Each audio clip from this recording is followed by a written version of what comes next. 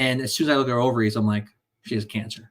And what was crazy about it is that they saw these ovaries and they were polycystic, but they were polycystic from a granulosa cell tumor that was producing high levels of estrogen. Well, obviously, when it's making that, it had high levels of testosterone, thinned out her lining.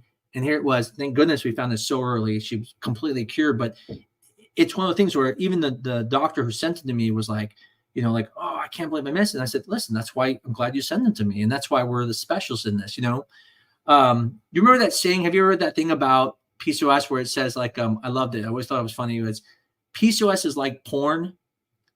It's hard to define, but you know it when you see it, type of thing, And so I've always found that kind of a funny quote. But yeah, I think that's an important thing for people to know is that it is a syndrome. It's not a diagnosis. There's no test that can just define you with it. And there probably are people who are overdiagnosing and underdiagnosing because it is a syndrome. It's not perfect. One of the things is like, for example, how people say, well, no one checked my testosterone.